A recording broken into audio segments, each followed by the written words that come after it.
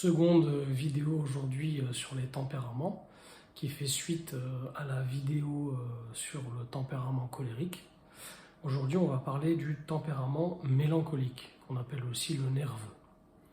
Je rappelle que les tempéraments ont été classifiés par Hippocrate, ce médecin grec antique, qui avait classé 4 types d'individus.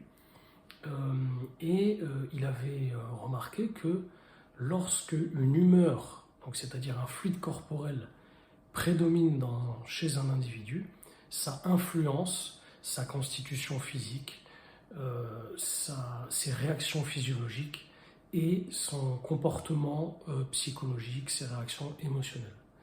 Le mélancolique, ça vient dedans il y a donc colère comme chez le colérique, mais il y a mélan qui vient de mélas qui est noir.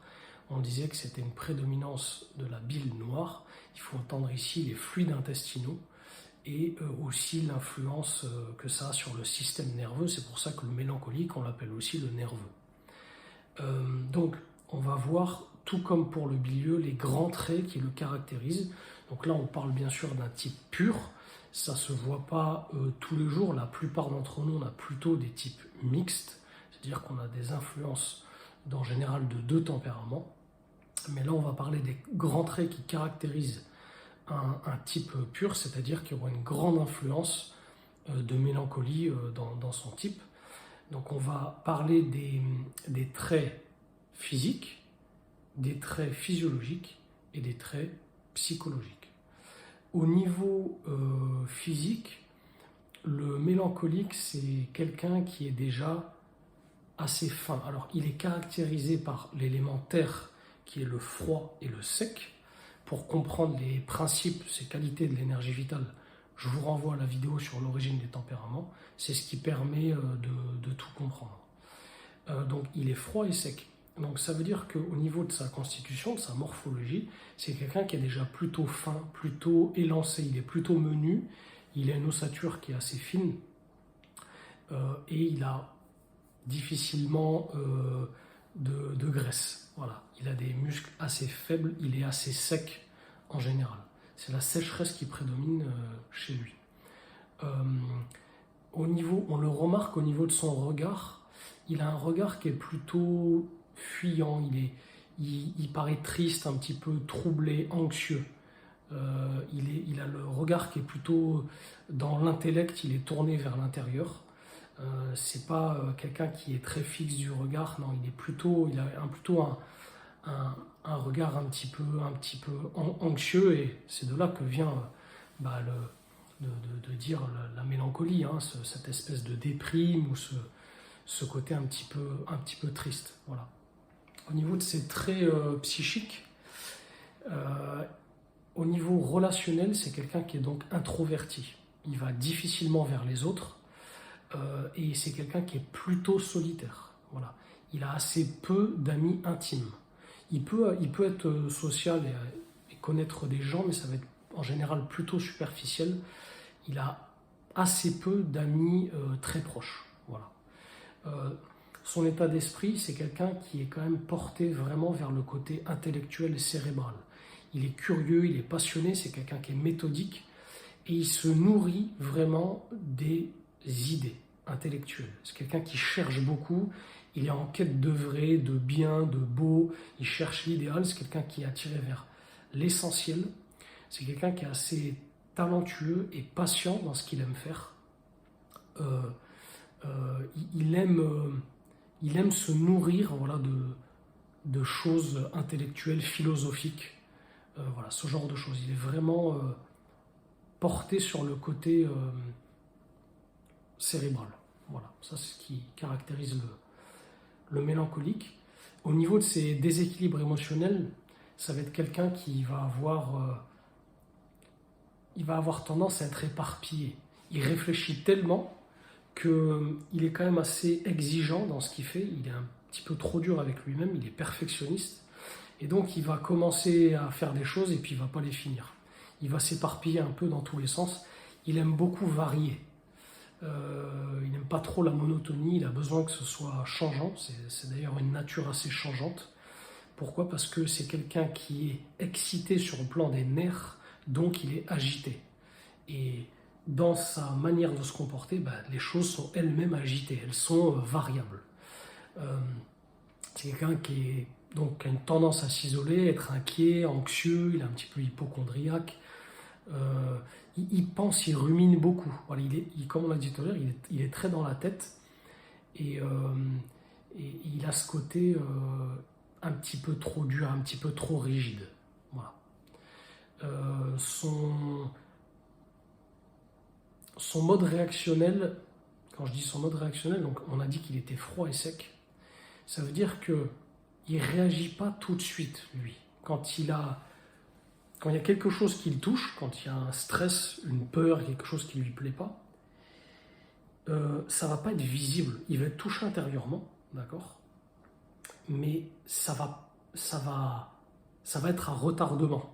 Voilà. C'est pour ça qu'on dit, Hippocrate disait, bile noire, c'est une espèce de colère rentrée. Des fois, ça peut exploser, mais ça n'explose pas tout de suite. Par contre, quand ça pète, ça pète. Et il est sec, donc c'est quelque chose de durable. Voilà. C'est quelqu'un qui va être blessé profondément, il est fragile, il est sensible sur le plan émotionnel et nerveux. Voilà. Au niveau de ses traits physiologiques, il n'a pas une grande énergie, c'est pas quelqu'un qui est constant, on a dit qu'il était variable, donc il a une énergie qui est variable, il est agité. Ça veut dire qu'il peut s'exciter d'un coup, il peut avoir la patate pendant un certain laps de temps, puis pouf, après, il est vidé de son énergie. Et on retrouve ça dans tous les autres paramètres physiologiques. C'est le cas de son appétit. Il y a des fois, il a faim, il a un appétit de glouton, et d'autres fois, il n'a pas faim du tout. Il a même tendance à sauter des repas. Il est variable. S'il est trop porté vers ses idées, vers sa passion, vers des trucs qui l'intéressent, il est capable d'oublier de manger, par exemple. Donc, il est très variable. Au niveau de sa température corporelle, il a plutôt froid. C'est quelqu'un qui est frileux. Il a une peau qui est plutôt sèche. Il a du mal à prendre du poids. Il a beaucoup de mal à prendre du poids, à prendre du muscle. Il reste plutôt très mince dans sa constitution. Au niveau de ses fragilités de santé, c'est quelqu'un qui a un sommeil qui est très léger, qui est agité. Il va dormir, il va se réveiller plusieurs fois dans la nuit. Et il va faire toutes les maladies, tous les troubles au niveau des nerfs. Donc toutes les neuropathies dégénératives, les douleurs au niveau des nerfs.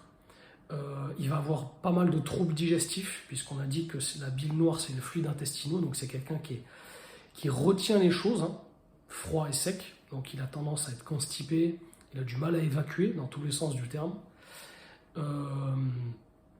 Et puis, il a pas mal de troubles alimentaires, maladies de la nutrition, ça peut être de l'anorexie, ce genre de choses.